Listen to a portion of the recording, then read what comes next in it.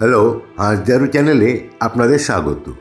আজ আমি শোনাব বিখ্যাত সাহিত্যিক বঙ্কিমচন্দ্র চট্টোপাধ্যায়ের বিখ্যাত উপন্যাস রাধারানীর প্রথম অংশ। রাধারানী নামে এক বালিকা মাহেশের রথে গিয়েছিল। বালিকার বয়স এখনো 11 বছর পূর্ণ হয়নি। তাদের অবস্থা এককালে খুবই ভালো ছিল, বড়লোকের মেয়ে বলা যায়।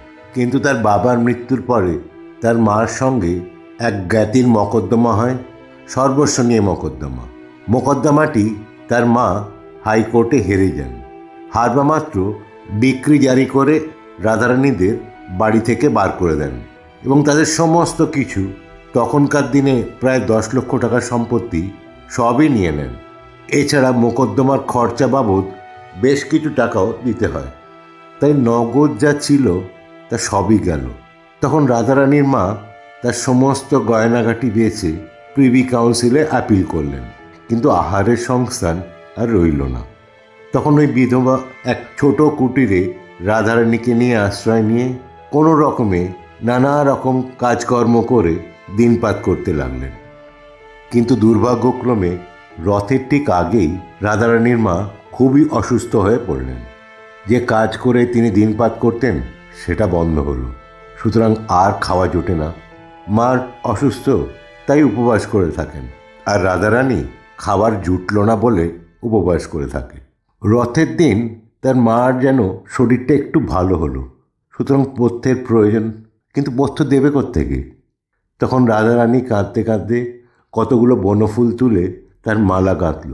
মনে করলো যে এই মালা যদি রথের হাতে বিক্রি করে 2-4 পয়সা পাওয়া যায় তাহলে মার পথ্য হবে। কিন্তু আবার দুর্ভাগ্য, রথের মেলা শুরু না হতে হতেই খুব বৃষ্টি নামল।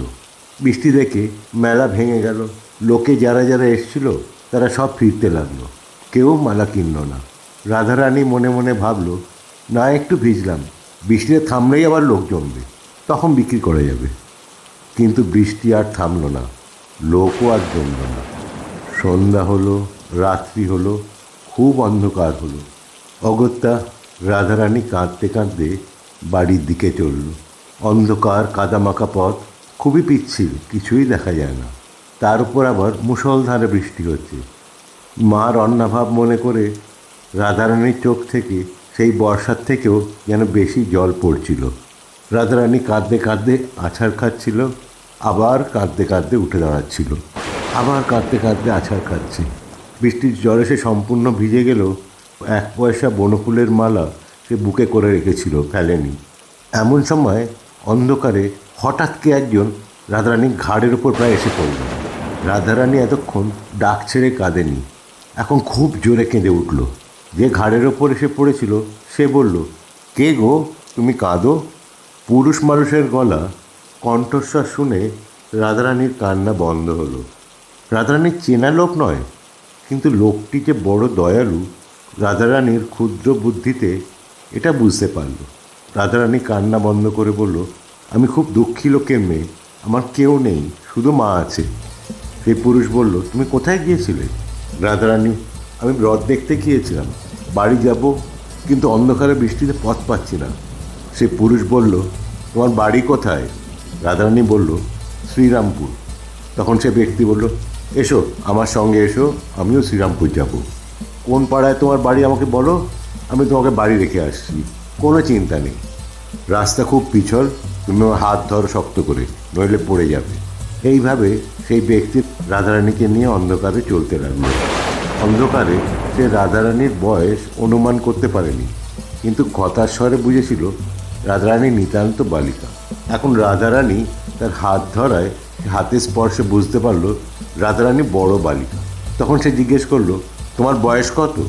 রাধারানী বলল, 10-11 বছর। তোমার নাম কি? রাধারানী। আচ্ছা রাধারানী, তুমি তো ছেলে মানুষ, একলা রথ দেখতে গিয়েছিলে কেন? তখন সে কথায় কথায় মিষ্টি মিষ্টি কথা বলে সেই 1 পয়সা বনফুলের মালার সব কথাই বের করে নিল। শুনল যে মার পথ্যের জন্য এই বালিকা মালা গেঁথে রথ হাটে বেচতে গিয়েছিল, রথ দেখতে যায়নি। সেই মালাও বিক্রি হয়নি, এখনও সেই মালা বালিকার কাছেই আছে। তখন সে বলল, আমিও 100 মালা কিনতে গিয়েছিলাম, আমাদের বাড়ির ঠাকুর আছেন, তাকে পরাবো। রথের হাট এত তাড়াতাড়ি ভেঙে গেল তাই আমি মালা কিনতে পারিনি। তুমি যদি আমাকে বেচো তো আমি কিনি।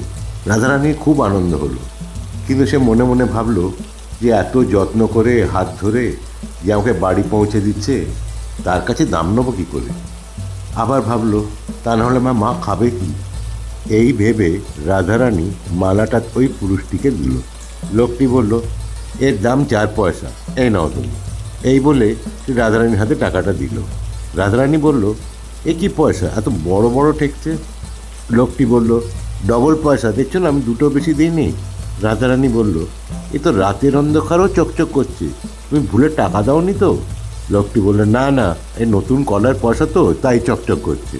রাধারানী, আচ্ছা ঠিক আছে, আমি ঘরে গিয়ে প্রদীপ জ্বেলে দেখি, যদি দেখি পয়সা নয় তাহলে তোমাকে ফিরিয়ে দেবো, তোমাকে সেখানে একটু দাঁড়াতে হবে। কিছুক্ষণ পরে তারা রাধারানীর মার কুটিরে এসে উপস্থিত হলো। সেখানে গিয়ে রাধারানী বলল, তুমি একটু দাঁড়াও, আমি আলো জ্বেলে দেখি টাকা না পয়সা, তারপরে তুমি যেও। তো সঙ্গী বলল, আচ্ছা ঠিক আছে, আমি বাইরে দাঁড়িয়ে আছি, তুমি আগে গিয়ে ভেজা কাপড় ছাড়ো, তারপরে প্রদীপ জ্বালিও। রাধারানী বলল, আমার আর কাপড় নেই, একখানা ছিল, এটা কাচতে দিয়েছি, তা আমি ভিজে কাপড় পরেই সর্বদা থাকি, আমার কোনো শরীর খারাপ হয় না, আমি আঁচলটা নিংড়ে এখন পরে নেবো, তুমি দাঁড়াও, আমি আলো জ্বালি। লোকটি বলল, আচ্ছা। ঘরে কোনো তেল নেই, সুতরাং চাল থেকে খড় পেড়ে চকমুখে ঠুকিয়ে আগুন জ্বালতে হলো। সুতরাং আগুন জ্বালতে একটু সময় লাগলো। আগুন জ্বেলে রাধারানী দেখলো, আরে এ তো টাকা, পয়সা নয়। তখন রাধারানী বাইরে এসে আলো ধরে দেখলো যে টাকা দিয়েছে সে নেই, চলে গেছে। রাধারানী খুব বিষণ্ণ বদনে গিয়ে সব কথা তার মাকে বলল। মার মুখের দিকে তাকিয়ে বলল, মা এখন কি হবে? মা বলল, কি হবে বাছা, সে কি আর তোমাকে না জেনে দিয়েছে? সে দাতা, আমাদের দুঃখ শুনে দান করেছে, আর আমরাও বিক্রি হয়েছি, দান গ্রহণ করে খরচ করি। তাদের যখন এরকম কথাবার্তা চলছিল, এমন সময় কে এসে তাদের দরজায় আঘাত করলো আর রাধারানীর নাম ধরে ডাকতে লাগলো। রাধারানী ভেবেছিল বোধহয় সেই মানুষটি ফিরে এসছেন, কিন্তু দরজা খুলে দেখলো, পোড়া কপাল, তিনি তা না, এই পোড়ার মুখো কাপড়ে মিনছে। রাধারানীর মার বাড়িটি বাজারে খুব কাছেই ছিল, আর তাদের বাড়ির একদম কাছেই ছিল পদ্মলোচন সাহার কাপড়ের দোকান। পদ্মলোচন খোদ নিজে হাতে এসে একজোড়া নতুন কুঞ্জদার শান্তিপুরি কাপড় রাধারানীর হাতে দিয়ে বলল, রাধারানী এই নাও, এটা তোমারই কাপড়। রাধারানী বলল, ও মা, আমার আবার কিসের কাপড়? পদ্মলোচন কিছুই বুঝতে পারল না, একটু আশ্চর্য হলো, কেন এই যে বাবু আমাকে নগদ দাম দিয়ে বলে গেল এই কাপড়টা রাধারানীকে দিয়ে এসো, তাকে তোমরা চেনো না? রাধারানী তখন বললো, ও মা, সেই মা, আবার তিনি কাপড় কিনে পাঠিয়ে দিয়েছেন। হ্যাঁ পদ্মলোচন, এই বাবুটিকে তুমি চেনো? পদ্মলোচন, না না, তোমরা চেনো না? রাধারানী বলল, না। পদ্মলোচন বলল, ও আমি ভেবেছিলাম তোমাদের কোনো আত্মীয় কুটুম্ব হবে, আমি তো চিনি না। যা হোক, পদ্মলোচনের কাজ হয়ে গেছে, তাই সে তাড়াতাড়ি নিজের দোকানে ফিরে গেল। রাধারানী যে টাকাটা পেয়েছে সেটা ভাঙিয়ে মার পথ্যের জন্য বাজারে গেল। বাজার করলো, তেল আনলো, তেল এনে প্রদীপ জ্বাললো, মার জন্য অল্প কিছু রান্না করলো। তারপর ঘরটাকে পরিষ্কার করে মাকে খেতে বের বলে ঘরটা ঝাঁটাতে লাগলো। ঝাঁটাতে ঝাঁটাতে একটা কাগজ কুড়িয়ে পেল, হাতে করে তুলে বলল, মা এ কি মা? মা দেখে বলল, এটা একটা নোট। রাধারানী বলল, তবে তিনি ফেলে গেছেন? মা বলল, হ্যাঁ, তোমাকে দিয়ে গেছেন, দেখো তোমার নাম লেখা। রাধারানী বড় ঘরের মেয়ে, একটু অক্ষর পরিচয় তো ছিলই, সে পড়ে দেখলো তাই বটে, তার নাম লেখা আছে। রাধারানী বলল, হ্যাঁ মা, এমন লোক কে হতে পারে মা? মা বললেন, ওনার নামটাও নোটে লেখা আছে, আমি দেখেছি, পাছে কেউ চোরা নোট বলে, এই জন্য তার নাম লিখে দিয়ে গেছেন। তার নাম রুক্মিণী কুমার রায়। পরদিন মা মেয়েতে রুক্মিণী কুমার রায়ের অনেক সন্ধান করলো, কিন্তু শ্রীরামপুরের কাছাকাছি কোনো জায়গায় রুক্মিণী কুমার রায় নামে কেউ আছে এরম কোনো খবর পেল না। নোটখানি তারা ভাঙালো না, তুলে রেখে দিল। তারা খুব গরিব হতে পারে, কিন্তু লোভী না। ভিডিওটি দেখার জন্য ধন্যবাদ। ভালো লাগলে প্লিজ সাবস্ক্রাইব, লাইক ও অন্যদের সঙ্গে শেয়ার করবেন। ভালো থাকবেন, সুস্থ থাকবেন।